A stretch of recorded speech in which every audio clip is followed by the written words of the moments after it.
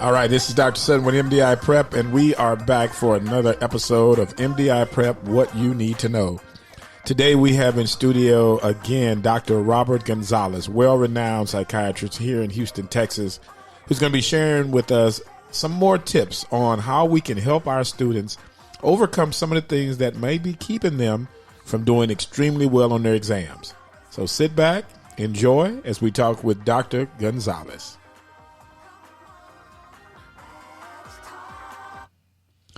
Good morning. Good morning. How are you doing, Dr. Gonzalez? I'm doing very well, Dr. Sutton. Thank you so much for having me today. Absolutely. Absolutely. Well, I tell you what, I know our students are going to benefit tremendously from what you share with them today. And one of the things I wanted to do is I wanted to play this little YouTube snippet that I heard and to get your comments on it, and we can talk a little bit about it, but I'm going to play that right now, okay? Sure. Think of when you're assigned a ton of homework and you're scared you can't get it all done. That feeling is stress, but anxiety takes it a step further. It makes you start to think that if you can't get all this homework done, then you'll fail the class. And if you fail the class, you can't get into a good college. If you can't get into a good college, then your life is doomed forever. While this might not make that much sense, of course your life is not doomed. Many students suffer with this fear. Now, sometimes stress can be beneficial to us. It can help us make good decisions, like recognizing the need to study for a test. But anxiety is rarely, if ever, beneficial. So I want to touch bases. That's what we really want to talk about today, Dr. Gonzalez, is about this depression versus anxiety and what type of effect does it have on students and taking their exams?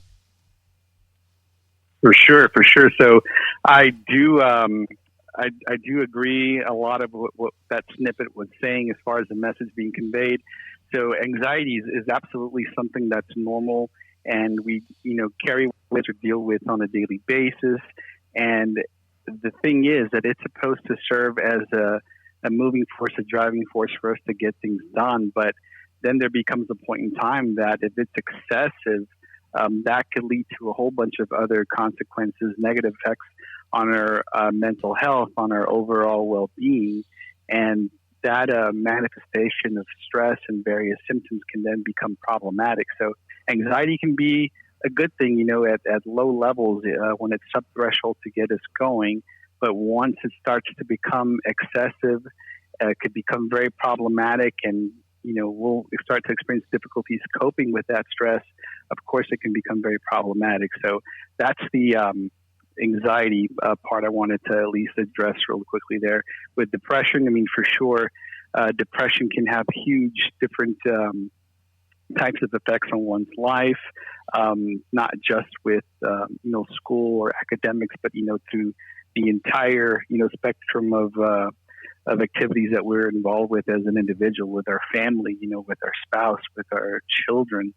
And for sure, all of this has an ability to impact the way we study, the way we work, the way we perform, specifically related to testing.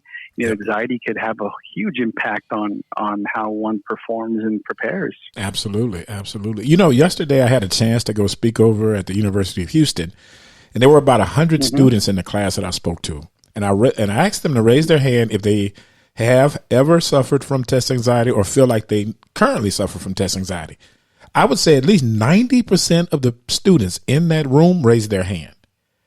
And wow, I guess the question I have is if that many students are suffering from some form of test anxiety, why is it that some, get through it and others don't? So that is, on one hand, that surprises me at just how many, but on the other hand, not so surprising. And I'll share briefly here. I believe that a lot of people who are successful at what they do, no matter what career path they take, whether it's someone who's studying to become an attorney, a physician,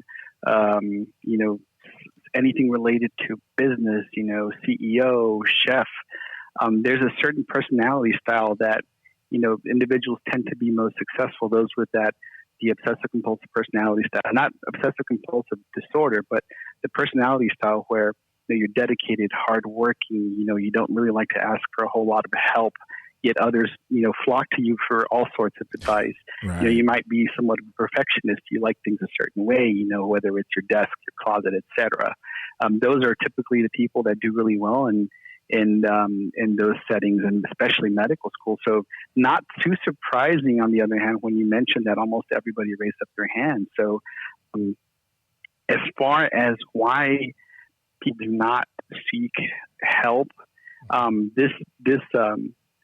I was going to mention earlier that, or I was going to mention at some point in time that I tend to see this not just with depression, ADHD, but for some reason with anxiety, I see this a lot more, where there's this sort of hesitancy to seek treatment. And so, number one, these first couple are very much so related. So there's a stigma for seeking, help, treatment. Mm-hmm. Depending on the individual, this stigma can, lead to feelings of shame or embarrassment, and you might not want to ask for help.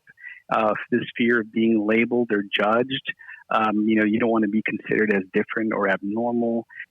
For those people, who place a lot of value or thought in how they're perceived or judged by others, this sort of thing can have a huge impact on their self-esteem. Mm-hmm. Then there's the fear of, discrimination, and this kind of applies more towards the work setting, I would say, or, with the educational sort of setting. Maybe if they think you're easily stressed out or anxious, you might not get that opportunity to do X, Y, Z, or you might be passed up on getting certain assignments or promotions because you might be perceived as either weak. And this is a huge one right here, the perception of weakness. So oh, wow. Some people might see it as a sign of, being too weak to cope with the day-to-day stuff that, you're supposed to be able to overcome these daily challenges. And lots of times this leads to resistance in even asking for help. And again, this one specifically, I'm not sure why.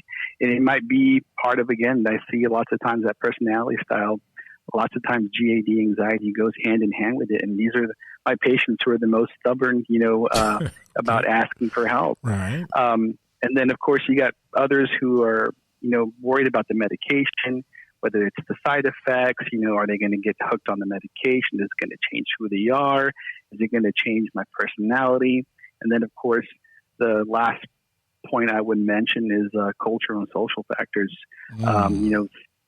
Some I guess people of certain backgrounds or beliefs, I'll use myself as an example. In South Texas, largely Hispanic community, that's kind of taboo to speak about any sort of issues, mental health, and we kind of brush it under the rug. Mm-hmm. I've seen lots of times with friends or even cousins who've tried to open up about that, and then it's either ignored or blamed on something else and just sweep it under the rug. So long response, Dr. Sutton, but those are my top reasons why people tend to not seek help. Right. But you know what? I guess that kind of brings up another question for me is at what point does an individual realize they even have test anxiety? Like, these were college students.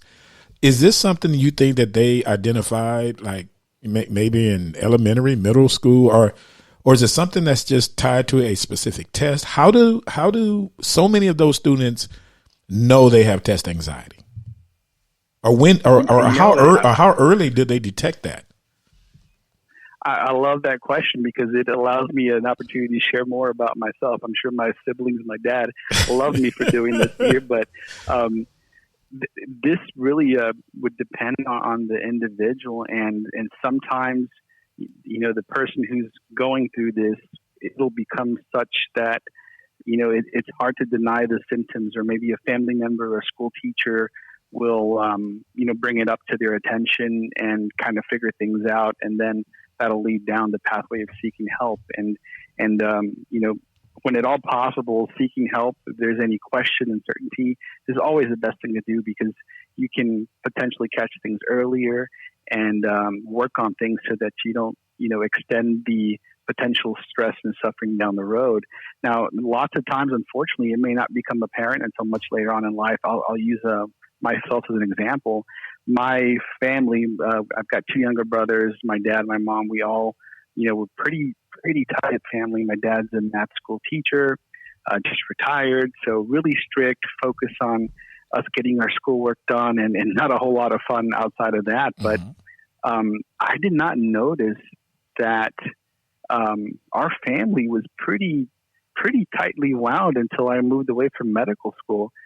Even in college, since I was still commuting from home, my local university, I didn't really notice too much about it. But once I moved away from the family for an extensive period of time, got to see how, other social circles in my medical school class, myself, how I interacted, related with my peers, starting to see this difference. Like, oh my gosh, my family and I, we're so anxious people, and it was really difficult to tell that was not the norm, because when you grow up with your siblings day in, day out, see them all the time, 24/7, that's what you kind of come to accept as being normal. So it really just depends on, case by case situation.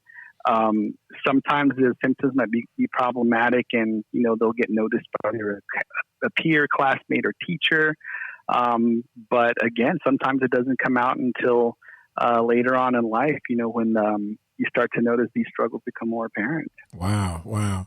So I guess my final question is, say we have student X who is preparing for his big medical school exam, and he is stressing. He thinks he has anxiety. What would you recommend as the first steps in helping him to get the help that he needs, or to even to identify whether it's a true anxiety or if he's just, panicking, or I don't know. So what would you recommend for him?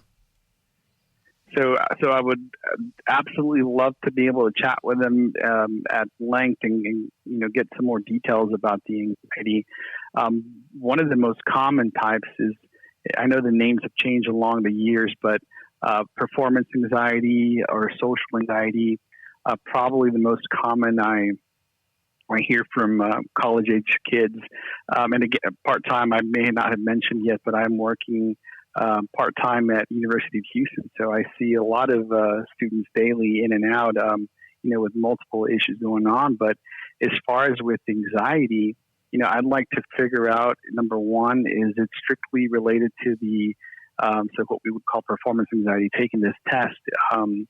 Is it, revolving around the test? Do you start to have issues when you're studying leading up to the exam, or is it more than just the test? Are you someone who's got, GAD, where maybe the test might also cause a lot of anxiety and the performance might be affected, but it's not just performance. It might be many other things that you're dealing with on a day-to-day basis. And sometimes the treatment can be pretty different, whether it's something like generalized anxiety or it's something like performance anxiety. The treatment can be very different, but lots of times with exams, it's not always just the performance on the exam that can, cause issues. It's the preparation leading to it. If you're someone who's an anxious person, a worrywart, and you're struggling with just generalized anxiety, so this exam, you might have difficulty falling asleep at night, because you're worried about the exam, even though it might be 2 weeks ahead in the future.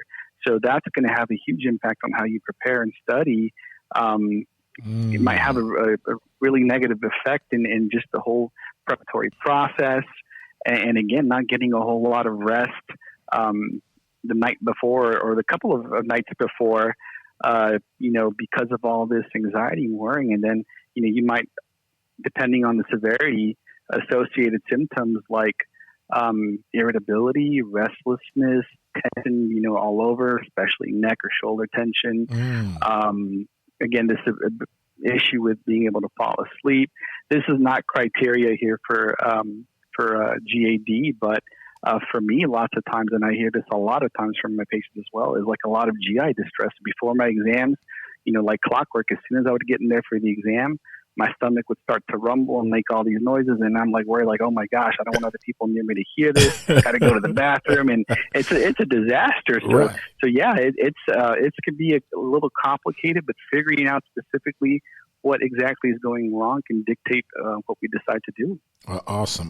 Well, Dr. Gonzalez, let me just tell you, we appreciate you stopping by to spend some time and share information with our students. So if anyone wants to reach you or just had questions or wanted to set up a consult with you, can you tell us how to reach you? Absolutely. So again, thank you so much for having me on today. Happy to help in any way I can, and any sort of advice that I can pass along that's helpful. Don't even hesitate. Let me know, and I'll be happy to help out. One way of checking or looking into getting some more information, you can check my website. It's concordiapsychiatry.com, CONCORDI, and then psychiatry.com. And I'll also leave my number. Anyone who's got questions, more than happy to chat on the phone, see how I can help. You can give me a call at 713-894-7787. Again, 713-894-7787. I'm located here in Houston in the Medical Center, so I'm happy to see how I might be able to help. All right. Well, thank you, Gonzalez, Dr. Gonzalez. We sure appreciate you coming by, and we look forward to talking to you soon. You're very welcome. Look forward to as well, Dr. Sutton. Thank you so much. All right. Have a good day. Bye-bye. You too.